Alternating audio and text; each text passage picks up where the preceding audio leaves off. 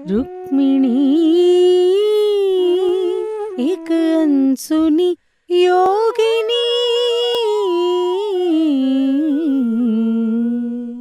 नमस्कार दोस्तों, पीएमसी हिंदी की ये श्रृंखला रुक्मिणी एक अनसुनी योगिनी में आपका बहुत बहुत स्वागत है।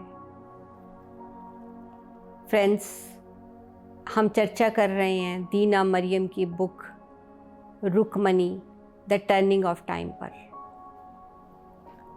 पिछले एपिसोड में हमने दीना मरियम की वो लाइफ जब वो उषा बनकर पैदा होती है उसके बारे में जाना, जहाँ उसकी ये आध्यात्मिक जो यात्रा है वहाँ से जहाँ आगे बढ़ती है, और जो योगी हैं जो उसे युद्ध के 15वें दिन मिले वो अब सत्य बनकर पैदा होते हैं और दोनों का विवाह हो जाता है। और वो योगी अपने पूर्व जन्म की सभी यादें उषा के साथ शेयर कर रहे हैं। तो वो कहते हैं कि त्रेता युग के बाद मेरे 2 जन्म और हुए।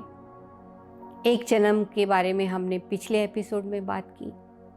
तो जो दूसरा जन्म उनका होता है वो एक गरीब परिवार में एक होता है, जहाँ पे एक लालची जो ज़मींदार होता है उनका जो छोटा सा एक ज़मीन का टुकड़ा होता है उसे हड़प कर लेता है, जिस सदमे से उनके पिता की मृत्यु हो जाती है। तो अब ये एक सामाजिक आंदोलनकारी बन जाते हैं, इंसाफ के लिए लड़ना इनका पैशन बन जाता है। फिर ये सोचते हैं कि अब मुझे गवर्नमेंट सर्विसेज में जाकर अंदर से ये भ्रष्टाचार के खिलाफ लड़ाई लड़नी चाहिए। तो एक उच्च अधिकारी बनते हैं, बहुत से लोगों को एक्सपोज करते हैं, उच्च वर्गीय लोगों को। तो वो लोग जो थे इन्हें झूठे केसों में फंसाकर इन्हें जेल हो जाती है और फिर इन्हें फांसी की सज़ा हो जाती है। वहाँ पे भी इन्होंने हर रोज़ अपने ध्यान को कंटिन्यू किया, अपनी साधना को आगे बढ़ाया। ये कहते हैं कि मैं एक डिवाइन प्रेजेंस को अपने आसपास महसूस करता था। माता उस समय मेरे साथ रही, लेकिन कोई नाम मेरे पास नहीं था, एक प्रेजेंस थी। और उस जीवन में भी जब ये शरीर त्यागते हैं तो किसी के प्रति इनके मन में कोई हेट्रेड नहीं होता, कोई गुस्सा नहीं होता। कहीं मृत्यु के बाद फिर इन्हें इस बात का एहसास भी होता है कि ये माता मेरी एक परीक्षा ले रही थी कि कैसे कठिन परिस्थितियों में भी, संसार में रहते हुए भी मैं उन्हें याद रखता हूँ या नहीं, और उसमें मैं सफल हुआ।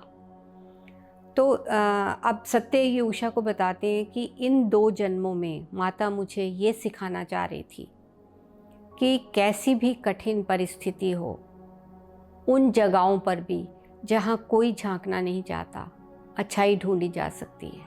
माता मुझे ये सिखाना चाहती थी कि हिमालय से नीचे आकर मैं संसार में रहूं, लोगों की कॉन्फ्लिक्ट सफरिंग को समझूं, और फिर वहाँ रहते हुए मैं इस अवेयरनेस को बना के रखूं कि ये सब जो भी हो रहा है ये संसार की ये एक लीला ही है। तो मृत्यु के बाद वो सत्य कहते हैं कि माता मेरे सामने आई और उन्होंने मुझे बताया कि मैं तुम्हें बहुत पहले से जानती हूँ। उससे पहले से जब तुम एक हीलर थे या इंसाफ के लिए लड़ रहे थे, मैं उससे पहले से तुम्हें जानती हूँ जब तुम एक योगी थे, और फिर एक राजा थे उससे भी पहले से, और जब तुम एक ब्राह्मण थे उससे भी पहले से मैं तुम्हें जानती हूँ। और मैंने हमेशा तुम्हें अपनी आंखों के सामने रखा है। मैं उस समय भी तुम्हें नहीं भूली जब तुम मुझे भूल चुके थे, और अब तुमने इस दिव्य बेड़े को अच्छी तरह पकड़ लिया है, और यही दिव्य बेड़ा तुम्हें इस भव सागर से पार लेकर जाएगा। कि फ्रेंड्स, हर परिस्थिति में, हिमालय में रहते हुए, संसार में रहते हुए, जेल में रहते हुए, उन्होंने अपनी अवेयरनेस को बना के रखा, अपनी साधना को आगे बढ़ाया। तो इस तरह वो कहते हैं कि मुझे जो भी अनुभव माता ने मुझे दिए, इन जन्मों में मैंने लिए, मुझे उन अनुभव की वैल्यू क्या है, उन अनुभवों का पर्पस क्या है, वो समझ में आया कि हमें संसार में रहते हुए भी एक ना तो संसार के दुख में डूबना है, ना ही संसार से अलग थलग रहना है, बल्कि उसके बीच में रहते हुए ही अपने स्वरूप के प्रति जागृत होते हुए, अपनी अवेयरनेस को बरकरार रखते हुए हमें अपने जो भी कर्म है, जो भी ड्यूटीज़ है, उन्हें निभानी है, कि हमें एक मिडिल पाथ को फॉलो करना है। फ्रेंड्स, यही बात पत्री सर बताते हैं हमें कि हमें इस संसार में ही निर्वाण को पाना है, हमें एक मिडिल पाथ पे जाना है, ना भागना है ना भोगना है, बस जागना है। और यही बात महात्मा बुद्ध ने भी बताई। तो उषा उससे पूछती है कि फिर इससे के बाद आगे क्या हुआ? तो सत्य कहते हैं कि मैं तुम्हारे सामने हूँ अब, कि जागरूकता को बनाते हुए कैसे संसार में रहना है। अब वो एक योगी हैं, उन्हें अपने पूर्व जन्मों की भी सभी यादें हैं और उषा के वो सभी पूर्व जन्मों के बारे में भी जानते हैं। तो सत्य कहते हैं कि मैंने इस बात को महसूस किया कि हमें संसार को बदलने की अपेक्षा इस बात पर फोकस करना है कि जो भी मेरे आसपास लोग हैं, मैं उनकी सहायता कैसे कर सकता हूँ, और यही एक उत्तम प्रयास है। राज्य जीते और हारे जाते हैं, लड़ाइयाँ भी जीती और हारी जाती हैं। इन चीज़ों में अटकने की ज़रूरत नहीं है। बस हमारे आसपास जो लोग हैं, हमारे रास्ते में, हमारे जीवन में जो लोग भी आ रहे हैं, अगर हम उन्हें शांति और सुकून दे सकें, यही एक बहुत उत्तम प्रयास है। तो जब उनके ब्रह्मचारी जो जीवन का आखिरी साल होता है, उसमें जो उषा है वो बहुत परेशान रहने लगती है। एक तरह से उसके मन में ये इच्छा होती है कि क्या मैं कभी एक जो वैवाहिक सुख है उसे भोग पाऊंगी। साथ में उसके अंदर एक अनवर्दीनेस की फीलिंग आनी शुरू हो जाती है। कहीं ना कहीं वो समझने लगती है कि शायद जो सत्य है वो बहुत मैं उनके काबिल नहीं हूँ। एक सेल्फ जजमेंट, एक सेल्फ क्रिटिसिज्म उसके अंदर चलना शुरू हो जाता है। और फिर जैसे ही उसके अंदर इच्छाएं उठ रही हैं, वैसे उसे स्वप्न आने शुरू हो जाते हैं, जिससे उसके अंदर एक गिल्ट की फीलिंग आनी शुरू हो जाती है कि मैं अपने जो पति के ब्रह्मचार्य का जो उसका एक फैसला है, एक प्रण है, मैं उसे शायद तोड़ना चाहती हूँ। इस तरह एक गिल्ट पैदा होती है जिससे वो परेशान रहती है। ऐसे ही वो नदी के किनारे एक दिन परेशान बैठी होती है, तो वो देखती है कि एक साध्वी जो एक मिडल एज्ड लेडी, एक मदरली फिगर, उसे उसके नाम से पुकारती है। और वो देखती है कि वो उनके बाल सफ़ेद थे और आंखों में करुणा थी और मुख पे बहुत तेज है। तो इसे लगता है कि शायद वो सत्य को जानती है जो मेरा नाम लेकर मुझे बुला रही हैं, और सत्य देख रहे थे कि मैं इतने दिनों से परेशान हूँ, शायद मुझे कंसोल करने के लिए भेजा है। तो वो उन्हें अम्मा जी कहकर बुलाती है और अपनी सारी फीलिंग उनके साथ शेयर करती है। वो कहती हैं कि अगर मेरे पति ने ब्रह्मचार्य का पालन जीवन व्यतीत करना था तो मेरे साथ विवाह क्यों किया। मैं उसके इस फैसले की रिस्पेक्ट करती हूँ, पर मेरे अंदर जो भावनाएं उठ रही हैं, मैं उसका क्या करूँ। तो वो जो अम्मा जी उसे बताती है कि इसका जो संबंध है तुम्हारे पूर्व जन्मों से है, जो तुम इस दर्द को महसूस कर रही हो। कि सतयुग में जब तुम सुंदरी बनकर पैदा हुई तो तुम्हें एक ब्रह्मचारी से प्रेम हो जाता है, जिसने कि 10 साल ब्रह्मचार्य जीवन जीने का प्रण लिया होता है ताकि उसकी साधना आगे बढ़ सके। तुम्हें उस समय इंतज़ार करना चाहिए था, लेकिन ऐसा ना करके तुमने हर कोशिश की कि वो अपने संकल्प को तोड़ दे, जिससे उसके गुरु ने तुम्हारी माता से कहा और तुम्हें दूर काशी भेज दिया गया। उस समय तुमने ये नहीं सोचा कि तुम्हारे इस व्यवहार से उस ब्रह्मचारी पर क्या बीत रही होगी, क्योंकि वो भी तुम्हारी तरफ आकर्षित था और इस तरह उसे अपने संकल्प को मेंटेन करना कितना मुश्किल रहा होगा। और जब तुम्हें दूर भेजा गया तो वो अपने आप को इस चीज़ के लिए गिल्ट उसके अंदर आ गई कि मेरे कारण ऐसा हुआ है। तो वो पूछती है कि क्या वो सत्य ही था? तो माता कहती है नहीं, उस सत्य को तुम उस जीवन में बाद में मिली। जब तुम काशी में थी, तुम्हारा विवाह हो चुका था।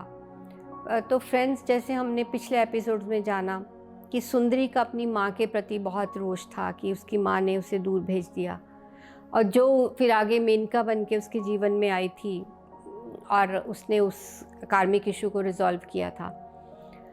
और उस ब्रह्मचारी के कारण भी उसके अंदर एक आ रहा था कि रिजेक्शन की फीलिंग आ रही थी। तो एक दिन वो ऐसे ही बहुत गुस्से में, उसके अंदर जो क्रोध था, वो जंगल में जाती है। वहाँ पे एक नाग एक उसके सामने आता है, उसे वो सर पे चोट मारकर मार देती है। तो वो नाग उसे श्राप देता है, और वो श्राप जब वो मीनाक्षी बन के त्रेता युग में पैदा होती है तब उसका पूरा होता है। तो क्योंकि ये कबीले में पली बड़ी थी, इसे ये तो समझ आ जाता है कि ये जो भी हुआ अच्छा नहीं हुआ। तो उस कारण ये यज्ञ करवाने एक ब्राह्मण के पास जाती है, जो कि अब सत्य है। और वहाँ उस ब्राह्मण के साथ बहुत से ऐसे आध्यात्मिक ज्ञान देते हैं, इनमें मित्रता हो जाती है, एक आकर्षण भी पैदा होता है। लेकिन उस जन्म में दोनों अपने अपने रास्ते पे आगे जाते हैं, क्योंकि दोनों शादीशुदा होते हैं। तो उस जन्म में क्योंकि इसे एंड जब उस लाइफ टाइम का होता है तो इसे ये एहसास होना शुरू हो जाता है। कपिल वो जो ब्राह्मण है, ऐसे कहानियाँ सुनाते हैं, आध्यात्मिक ज्ञान देते हैं कि मैंने जो किया वो सही नहीं किया। तो ये अपने आप से एक प्रण करती है कि मैं अपनी इस गलती को सुधारूंगी। आने वाले समय में मैं एक ऐसा एक्सपीरियंस लूँगी जिसमें मैं ब्रह्मचर्य का मुझे पालन करना पड़ेगा, जो मैं नहीं चाहती करना, ताकि उसमें मेरी जो एक विल पावर और मेरा सेल्फ कंट्रोल डेवलप हो। तो उस समय क्योंकि सतयुग था, जो भी शब्द अपने आप से कहे वो मैंने पूरे होने ही थे। तो इस तरह वो इस अनुभव को ले रही है। तो सत्य, क्योंकि माता कहती हैं कि वो तुम्हारे इस प्रण के बारे में जानते थे, तो उन्होंने इसलिए तुम्हारे साथ विवाह का प्रस्ताव रखा ताकि तुम्हारे इस प्रण को पूर्ण करने में वो तुम्हारी हेल्प कर सके। तो उषा पूछती है तो इस प्रण से सत्य को क्या लाभ होगा? तो माता वो कहती हैं, वो जो अम्मा जी, वो माता ही होती हैं जो उसको दर्शन देती हैं कि किसी एकांत स्थान पर जाकर अकेले में ब्रह्मचर्य का पालन करना आसान है, लेकिन अगर आप किसी के साथ रह रहे हो और आप उससे प्रेम करते हो और फिर आप ब्रह्मचर्य का पालन कर रहे हो, तो ये अपने आप में ही कि बहुत ही उत्तम साधना है। तो इस तरह फिर उसके बाद उनका जब ब्रह्मचर्य पूर्ण होता है तो इनके 2 बेटे होते हैं। अब जो सत्य है वो बहुत समर्पित है नारायणी के प्रति, उस डिवाइन प्रेजेंस के प्रति, चाहे आप उसे सीता माँ कहिए चाहे रुक्मणी माता कहिए। तो पूछती है उषा उससे कि क्या तुम्हें इस जीवन में कभी माता ने दर्शन दिए हैं? तो सत्य कहते हैं कि हाँ, जब हमारा बेटा हुआ तो मैं ग्रेटिट्यूड करने जंगल में गया, नदी के किनारे।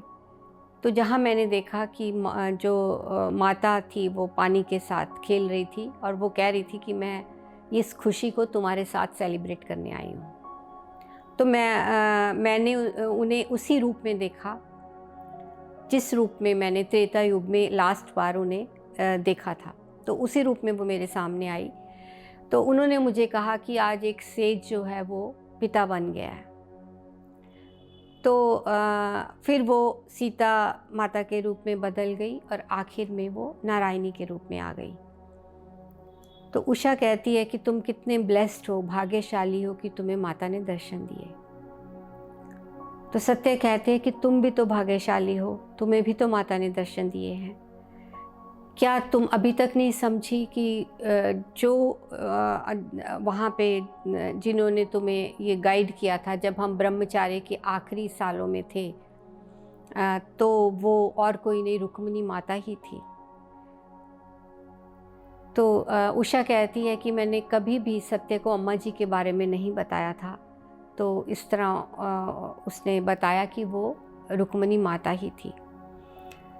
तो हमारे जो संबंध हैं उसके बारे में सत्य कहते हैं कि मेरे पास ज्ञान था पर प्रेम नहीं था, तुम्हारे पास प्रेम था पर ज्ञान नहीं था। तो माता ने हम दोनों को मिलाया ताकि हम एक दूसरे से प्रेम और ज्ञान सीखकर पूर्ण हो सके। सीता माँ ने कभी भी अपनी उस सेविका को और उस राजा को अपनी आँखों से दूर नहीं जाने दिया, और ना ही रुक्मिणी माता ने उस नर्तकी को या उस योगी को कभी अपनी आँखों से ओझल होने दिया। और ये हमारा उन दो माता के प्रति प्रेम ही है जिसने हमें बांध के रखा हुआ है। तो सत्य बहुत सा उसे ज्ञान देते हैं। तो उषा कहती है कि आपका तो ये आखिरी जन्म है, पर मेरी यात्रा तो बहुत लंबी होगी, तो कहाँ आप अपनी इस यात्रा के बाद जाओगे? तो सत्य कहते हैं कि मैं हमेशा तुम्हारी सहायता करूँगा, तुम्हारा मार्गदर्शन करूँगा। तो वो पूछती है कि आप कहाँ जाओगे फिर?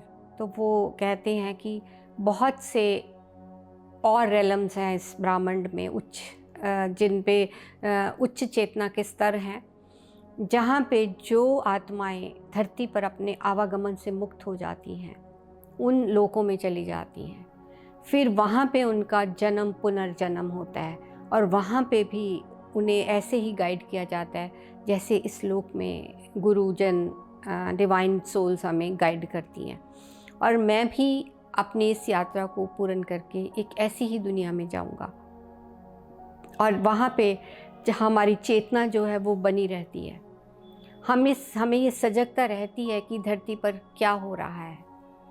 तुम्हें चाहे ये ना पता हो कि मैं कहाँ हूँ, मैं कौन हूँ, और चाहे तुम्हारे पास पूर्व जन्म की कोई याद ना हो, पर मुझे सब पता होगा और मैं तुम्हारा मार्गदर्शन करूँगा।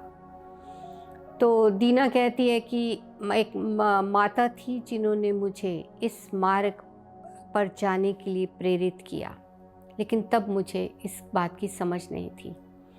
और एक सत्य थे जिन्होंने इस मार्ग पर मुझे स्थापित किया, जो कि अनंत है। और फिर वो सीता माँ रुक्मिणी माता के साथ साथ अपने गुरु परमहंस योगानंद जी को भी धन्यवाद देती है, जो उसे इस जर्नी पर आगे लेके गए। तो सत्य कहते हैं कि तुम्हें समय के टर्म्स में नहीं सोचना चाहिए, तुम अपने आप को तैयार करो अपने गुरु के लिए। जब तुम तैयार हो जाओगी, गुरु स्वयं ही तुम्हारे पास आएंगे।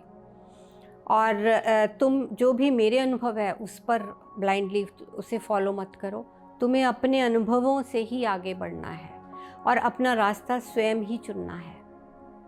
और वो अनुभव तो हमें ध्यान के माध्यम से ही मिलेंगे। ये ध्यान का रास्ता ही है जिससे हम आगे अपने जीवन की यात्रा को बढ़ा सकते हैं। और 5 साल के बाद वो कहते हैं, इसके बाद फिर सत्य की जो इस संसार को छोड़कर चले जाते हैं, वो कहती है कि सत्य ही थे जिन्होंने मुझे अंतर्मुखी होने में सहायता की। उन्होंने मुझे बहुत सा आध्यात्मिक ज्ञान दिया, कहानियाँ सुनाई उसके माध्यम से भी, और उन्होंने जो भी वो कहते थे उन्होंने वैसा जीवन जी के दिखाया। और उस ज्ञान के माध्यम से जब मैं अंतर्मुखी होना मैंने उस जीवन में शुरू किया, और एक दृढ़ इच्छा शक्ति मेरे अंदर जागृत हुई अपनी इस यात्रा पर आगे बढ़ने के लिए। और सत्य के जाने के 5 साल बाद ही जो है उषा भी इस बॉडी को विकेट कर देती है, संसार को छोड़ के चली जाती है। तो फ्रेंड्स, दीना मरियम कहती हैं कि मैंने आपको अपनी कहानी बताई है। ऐसे कितने ही लोग माता के जीवन में आए होंगे जिनका माता ने एक लाइफ को ट्रांसफॉर्म किया, उनकी मदद की, उन्होंने उनके अंदर आंतरिक बदलाव किए। तो वो कहती है कि इस किताब को लिखते वक्त मुझे ये बात समझ में आई कि हम जिसके प्रति भी हृदय से समर्पित हैं, जिस पर भी हमारा विश्वास है, वो हमेशा हमारे आसपास होता है। बस हमें इस चीज़ को महसूस करने की ज़रूरत है। जिस पर भी विश्वास है, हमें उसे अपने हृदय के समीप ही रखना है। मालिनी के जीवन में माता के पास जब वो आई, एक संदेह युक्त मन लेकर आई, जिसको माता ने उसके अंदर उसे दूर किया, उसे उसकी इच्छा शक्ति को बढ़ाया और उसे अध्यात्म के रास्ते में जाने की और उसे एक झलक दिखाई कि कैसे उस आत्मा की खोज की जो पहली झलक है उसे उस जन्म में मिली। फिर अरुण के जन्म में उसने उस अपने माइंड को फोकस किया, अपनी इच्छा शक्ति को बढ़ाया और आगे के जन्मों में उसने इसको और दृढ़ किया। तो दीना मरियम कहती है कि समय के इस महान मंच पर हम अनेकों बार आते हैं और हमें ये लगता है कि ये जो जीवन हम जी रहे हैं यही एक जीवन है और ये हमेशा रहेगा, जबकि ये एक आँख के पलक झपकने के समान ही है और हम सब पर डिवाइन ब्लेसिंग्स हैं, डिवाइन सोल्स के आशीर्वाद हैं। पर हमें उस एनर्जी को फील करने के लिए बस अंतर्मुखी होना है, अपने अंदर जाना है। और प्यार एक ऐसा माध्यम है जिससे हम जिसके साथ भी चाहें उससे जुड़ सकते हैं और वो हमारे इतना ही नज़दीक होता है जितनी नज़दीक हमारी सांसें होती हैं। तो फ्रेंड्स, आज ये इस किताब का आखिरी एपिसोड था। बहुत ही अद्भुत कहानी, बहुत से लेसन्स जिससे हम सीख सकते हैं। इस अद्भुत कहानी को पीएमसी हिंदी के मंच से आपके साथ शेयर करने का मुझे मौका मिला। इसके लिए पीएमसी हिंदी का बहुत आभार। और यूनिवर्स ने मुझे चुना इस कहानी को आप तक पहुंचाने के लिए, उसके लिए मैं अपने आप को बहुत ब्लेस्ड फील करती हूँ और इस यूनिवर्स का भी बहुत आभार प्रकट करती हूँ। पत्री सर को भी कोटि कोटि नमन है, जिनके कारण आज हम सब एक स्पिरिचुअल फैमिली हमारी बनी और हम सब एक दूसरे के साथ जुड़े हुए हैं। दीना मरियम को भी बहुत बहुत आभार कि एक बहुत ही एक सुंदर ढंग से इस कहानी को पिरोकर उन्होंने हमारे सामने रखा है। अपने यादों के मोतियों से एक बहुत ही सुंदर माला पिरोकर उन्होंने हमें दी है। एक बहुत ही अद्भुत और अनोखा उपहार है हर भारतीय के लिए। तो इसके लिए दीना मरियम का भी बहुत बहुत आभार और आप सभी का भी बहुत बहुत शुक्रिया, बहुत बहुत आभार। इस यात्रा में आप हमारे साथ हमारे सहभागी रहें। So thank you so much. नमस्कार।